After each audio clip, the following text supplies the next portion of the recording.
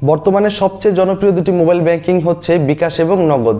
আমরা টাকা পাঠানো থেকে শুরু করে বাসাবাড়ির গ্যাস লাইন বা বিদ্যুৎ লাইনের বিল পরিশোধ, শিক্ষা প্রতিষ্ঠানের ভর্তি ফি, অনলাইন কেনাকাটার পেমেন্ট সহ বাস টিকিট, বিমান টিকিট থেকে শুরু করে নানান যাবতীয় আমরা কিন্তু সুবিধা পেয়ে থাকি। তো এই দুটি মোবাইল ব্যাংকিং আমাদের বিভিন্ন সুযোগ সুবিধা দিলেও কিছু পার্থক্য এদের মধ্যে বিদ্যমান আছে। তো আজকে আমরা সেই জিনিসটি ফাইন্ড আউট করব যে দুটির মধ্যে কোনটি সেরা। তো বিকাশ এবং নগদকে আমরা তিনটি ক্যাটাগরিতে ভাগ করব এবং প্রত্যেকটি ক্যাটাগরিতে আমরা এদের মার্কস দিব যে কে কত পয়েন্ট পেলো। এর ভিত্তিতে আমরা জানতে পারবো যে আসলে কোনটি সেরা। তো আমাদের প্রথম ক্যাটাগরি হচ্ছে চার্জ, অর্থাৎ চার্জ নিয়ে আমরা আলোচনা করব।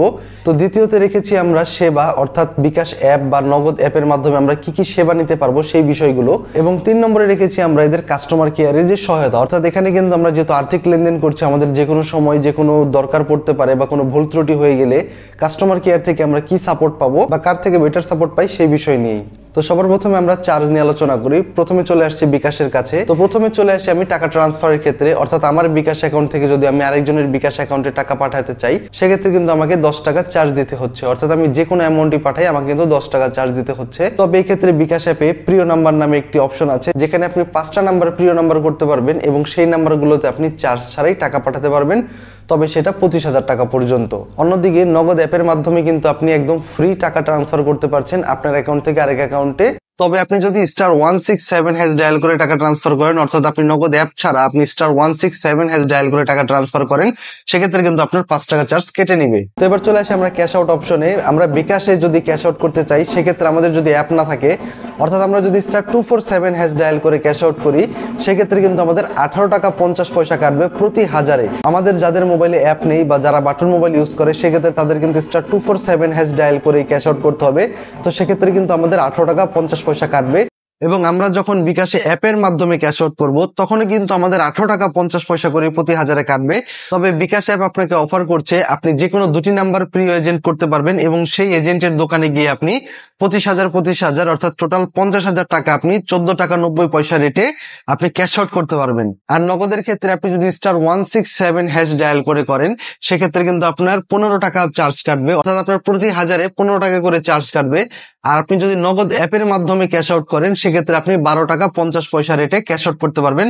এবং এক্ষেত্রে আপনার কোনো প্রিয় এজেন্ট নাম্বার বা কোনো দোকানে গিয়ে 50,000 25,000 টাকা পর্যন্ত লিমিট এমনটি নেই।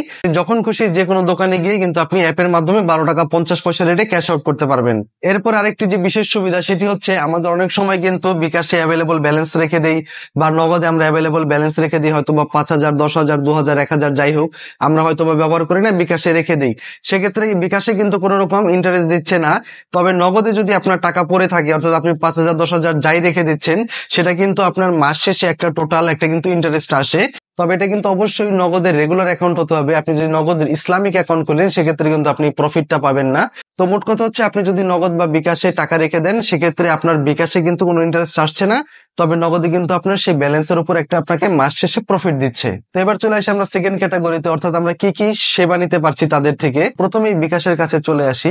এটা বলা বাহুল্য যে বিকাশ বর্তমানে অনেক উন্নত করেছে এবং তারা প্রত্যেকটা সেক্টরে তাদের সেবা পৌঁছে দিয়েছে। অর্থাৎ আপনার যদি শিক্ষা প্রতিষ্ঠানের পেমেন্ট থাকে বা আপনার কোনো বাসার যে কোনো বিদ্যুৎ বিল হোক, গ্যাস বিল হোক, মেটলাইফ পেমেন্ট হোক, আপনার অনলাইন কোনো প্রতিষ্ঠানের পেমেন্ট, আপনি যে কোনো মার্চেন্ট যেখানে যাবেন, সেখানে কিন্তু আপনি বিকাশের সেবা পেয়ে যাবেন। এবং আপনার অ্যাপে বাস টিকিট, এয়ার টিকিট, জাহাজ টিকিট এভরিথিং আছে আপনার অ্যাপে, যার কারণে বিকাশের অ্যাপের যে সুবিধাগুলো সেগুলো নিয়ে কোনো প্রশ্ন তোলাই যাবে না, কারণ এখানে অনেক অনেক ফিচার আছে। আপনি যে কোনো প্রয়োজনে যে কোনো কিছু এখান থেকে আপনি করতে পারবেন। একইভাবে নগদে কিন্তু সব আছে, কিন্তু তবুও বিকাশের তুলনায় কিছু ফিচার্স কম আছে।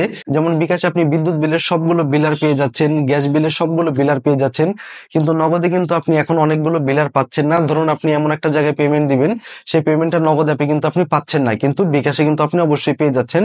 তো নগদে সবগুলো আছে এবং আস্তে আস্তে সব এসে যাবে, কিন্তু তবুও এখানে বিকাশের কিন্তু অ্যাভেলেবল একটু বেশি। এবং বিকাশ থেকে কিন্তু আপনি একটি সুবিধা পাচ্ছেন, সেটা হচ্ছে আপনি বিকাশে সেভিংস করতে পারবেন। অর্থাৎ আপনি বিকাশ থেকে সরাসরি সিটি ব্যাংকের মাধ্যমে আপনি ডিপিএস খুলতে পারবেন, 500 টাকা, 1,000 টাকা, 2 বছর মেয়াদি, 3 বছর মেয়াদি। এবং আপনি লোনও নিতে পারবেন, অর্থাৎ আপনি বিকাশ থেকে সরাসরি সিটি ব্যাংকের মাধ্যমে আপনি একটি রিকোয়েস্ট করার মাধ্যমে কিন্তু লোন নিয়ে নিতে পারবেন। আপনাকে লোন 10,000 টাকা থেকে শুরু করে 20,000 30,000 টাকা পর্যন্ত আপনাকে লোন দেবে আপনার ব্যবহারের উপর, অর্থাৎ আপনি বিকাশে কেমন ট্রানজাকশন করেন সেটার উপর নির্ভর করে আপনাকে কিন্তু তারা লোনও দেবে।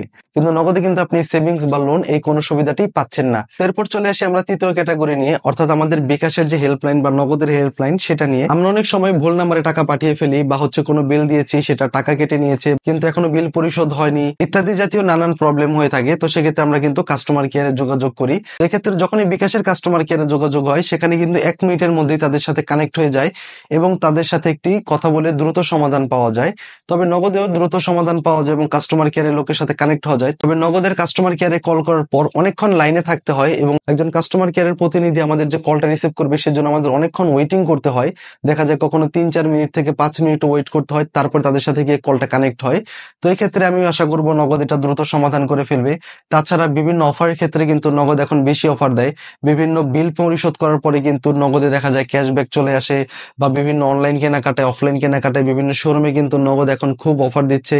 তো মূলত দুটি মোবাইল ব্যাংকিং এ আমাদের কিন্তু খুবই প্রয়োজনীয় এবং যে যেটা ইউজ করে অভ্যস্ত সে সেটা ইউজ করছে।